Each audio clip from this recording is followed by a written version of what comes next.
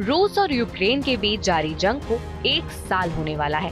इस जंग में अब तक दोनों ही देशों को काफी नुकसान पहुंच चुका है। हालांकि यूक्रेन को इसमें ज्यादा कठिनाइयों का सामना करना पड़ा है। दरअसल अगले महीने इस युद्ध को 1 साल हो जाएगा।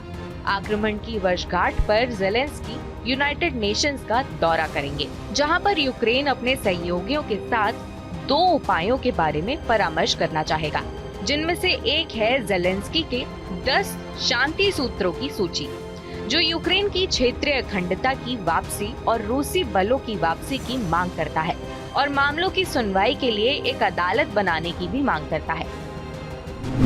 इस पर यूक्रेन के पहले उप विदेश मंत्री ज़ारापोवा ने कहा कि इसका मतलब ये नहीं है कि यूक्रेन शांति संधि या युद्ध विराम की पुष्टि करने के लिए तैयार है, बल्कि इसका मतलब ये है कि शांति के बारे में बातचीत या शांति पर समझौता या प्रस्ताव शिखर सम्मेलन के बाद ही शुरू किया जा सकता है। इन बयानों को मद्देनजर रखकर कहा जा सकता है कि विश्व युद्ध के आसार अब नहीं है।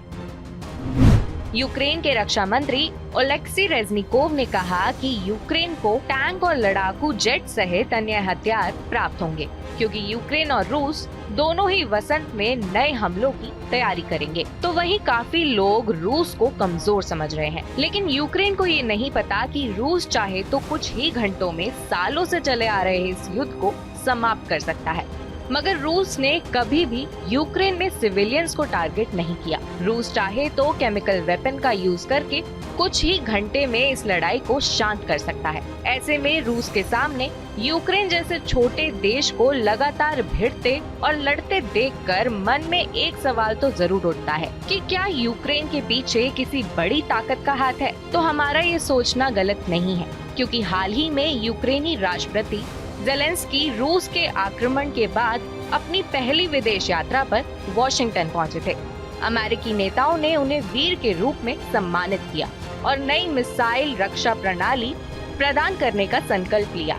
उन्होंने व्हाइट हाउस में राष्ट्रपति जो बाइडेन से मुलाकात की थी, जिसके बाद बाइडेन ने नए साल में यूक्रेन के लिए $1.85 बिलियन के नए पैकेज की मंजूरी दी थी। इसके साथ ही अमेरिका के सचिव एंटनी ब्लिंकन ने भी अपने बयान में कहा था कि अमेरिका लगातार यूक्रेन का समर्थन करता रहेगा। इस पूरे मामले पर क्रेमलिन के प्रवक्ता दिमित्री पेस्कोव ने कहा था कि नए हथियारों की डिलीवरी से संघर्ष बढ़ेगा, जो कि यूक्रेन के लिए शुभ संकेत नहीं होगा। पर इस $1.85 बिलियन के पैकेज के बाद अमेरिकी और यूक्रेनी अधिकारियों ने स्पष्ट कर दिया है कि वो युद्ध के समाधान की कल्पना नहीं करते हैं और कुछ समय तक लड़ाई जारी रखने की तैयारी कर रहे हैं। इसके साथ ही यूक्रेन को नाटो देशों का भी साथ मिला हुआ है। यूक्रेन को पश्चिमी देशों से मिल रही सैन्य सहायता रूस के कुल रक्षा बजट के लगभग बराबर है। पर यूक्रेन और रूस के युद्ध के बीच सोलेडार का भाग्य अब तक अज्ञात है। डोनेस्क क्षेत्र के एक छोटा सा नमक खनन शहर सोलेडार हाल ही के महीनों में एक भयंकर लड़ाई का स्थल रहा है, जिसमें रूस वैगनर समूह के भाड़े के सैनिकों को शामिल कर रहा है। मॉस्को ने दावा किया कि उसकी सेना ने घिरे पूर्वी यूक्रेनी शहर को जब्त कर लिया था। हालांकि इस घोषणा को कीव ने तुरंत खारिज कर दिया था।